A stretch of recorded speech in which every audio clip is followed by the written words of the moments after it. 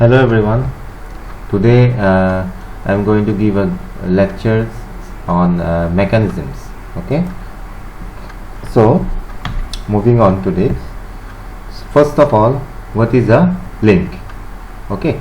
So a link is defined as a single part which can be a resistant body or a combination of resistant bodies having inflexible connections and having a relative motion with respect to other parts of the machine. Okay, so a link is also known as kinematic link or element. Links should not be confused with the parts of the mechanism. Okay, because different parts of the mechanism can be considered as single link if there is no relative motion between them. So a machine consists of various links or various elements. Okay, so what is a link is defined as a single part which can be a resistant body or a combination of resistant bodies. Okay, so next we move on to types of links. Okay,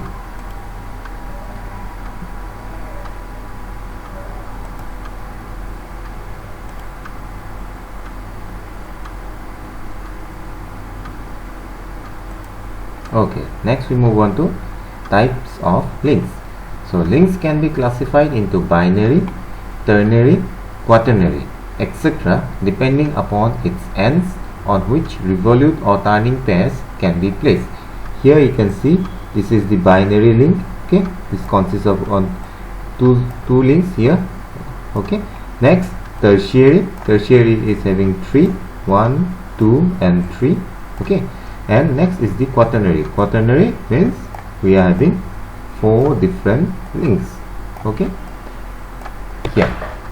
So types of links can be classified into binary, ternary, quaternary, etc. depending upon its ends on which revolute or turning pairs can be placed. Okay, so moving on to next slide. The links can also be classified into rigid, flexible, fluid according to its nature, such as rigid link. Rigid link is what? Rigid link is the link which do not deform while transmitting the motion. Okay, and what is flexible link? Flexible link is the link which deform while transmitting the motion but does not affect its function of transmitting motion, such as belts, chains, etc. Okay, next we have fluid link. So what is fluid link?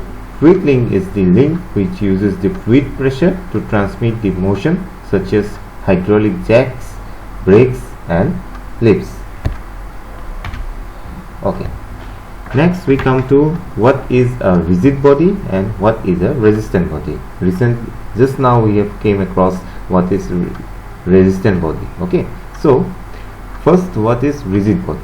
A rigid body is a body in which the distance between the 2 points on the body remains constant or it does not deform under the action of applied force. Okay, so a rigid body is a body in which the distance between the 2 points on the body remains constant or it does not deform under the action of applied force. In actual practice, no body is perfectly rigid, but we assume it to be rigid to simplify our analysis. Okay, next is resistant body. A resistant body is a body which is not a rigid body but acts like a rigid body while it's functioning in the machine. Okay, so resistant body is a body which is not a rigid body but it acts like a rigid body while functioning in the machine. Okay, so in actual practice, no body is the rigid body, as there is always some kind of deformation while transmitting motion or force. So the body should be resistant one to transmit motion or force. Okay, next we go to this example. Okay, so if we take an example, the cycle chain is the resistant body as it acts like rigid body while transmitting motion to the rear wheel of the cycle. Next is the belt in belt and pulley arrangement. Okay, next we move on to kinematic pair or pair. Okay, so a kinematic pair is a connection between rigid bodies which permits relative motion between them. When the links are supposed to be rigid in kinematics, then there cannot be any change in the relative positions of any two chosen points on the selected link. In other words, the relative position of any 2 points does not change and it is treated as one single link. Okay, so due to this rigidness, many complex shaped links can be replaced with simple schematic diagrams for the kinetic and synthesis analysis of mechanism. Okay, next, classification of pairs. So kinematic pairs can be classified according to following 3 types. Number 1, type of contact between elements. Number 2, type of relative motion. Number 3, nature of constraint or type of closure.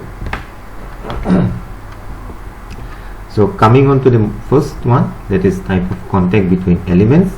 It is further divided into lower pair and higher pair. Okay, so first, lower pair. So a pair of links having surface or area contact between the members is known as a lower pair. Okay, the surfaces in contact of the two links are similar.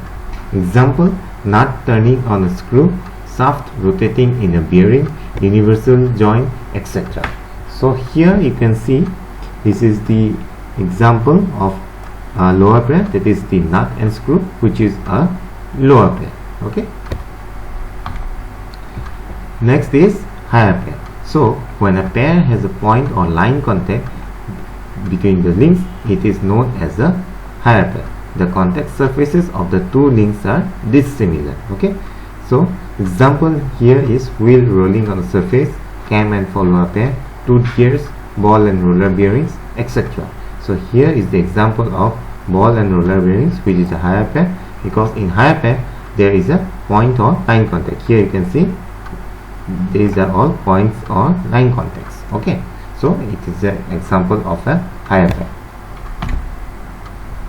Next, number B is according to the type of relative motion. It is further divided into sliding pair. So when two pairs have sliding motion relative to each other, it is known as sliding pair. Example, piston and cylinder, rectangular rod in rectangular hole, etc. Okay, next is the turning pair. So when one element revolves around another element, it forms a turning pair. Example, shaft in bearing, rotating crank at crank pin, etc. Okay, so next is the screw pair. This is also known as helical pair. In this type of pair, two mating elements have threads on it, or its relative motion takes place along a helical curve. Example, nut and screw pair as shown in figure. Screw jack, rolling pair. Next, when one element is free to roll over the other, it is known as the rolling pair. Example, ball and rolling, motion of wheel on flat surface, etc. Okay, next is the spherical pair. So when one element moves relative to the other along a spherical surface, it is known as a spherical pair. Example, ball and socket zone. So here let us take an explanation considering the slider crank mechanism. So here it is the slider crank mechanism, as you can see. So in slider crank mechanism, if you refer to the figure, here crank link 2 rotates relative to ground link 1 and form a turning pair. Okay, so here you can see link 1 is the ground, that is it is the fixed link. Okay, relative to link 1 is link 2, which is the crank. Okay, so similarly crank, that is link 2, connecting rod link 3 and connecting rod link 3, slider link 4. Here this joint, and here it is connected to link 2 and link 3, and here it is link 3 and link 4. Okay, so link 3 also form turning pair. Okay, so they both are form turning pair. Slider link 4 reciprocates relative to ground link 1 and form a sliding pair. Okay, so link 1 with respect to link 2, here it forms a turning pair. This link 2 and link 3 forms a turning pair again, 3 and 4 turning pair again, but this link 4, this one, it is a sliding pair because it reciprocates in to and fro motion. Okay, It should be noted here that the slider crank mechanism showed here is useful only in kinematic analysis and synthesis of the mechanism, as actual physical appearance will be different and more complex than shown here. Okay, so for designing the machine component, the different approach will be followed. Next, moving on to the next, that is point C. So nature of constraint or type of closure. So first is the closed pair. One element is completely surrounded by the other. Okay, example, nut and screw pair. Next is the open pair, when there is some external mean has been applied to prevent that from separation. It is known as open pair. Example, cam and follower pair. Okay, so with this we have come to the end of this lecture. Thank you everyone.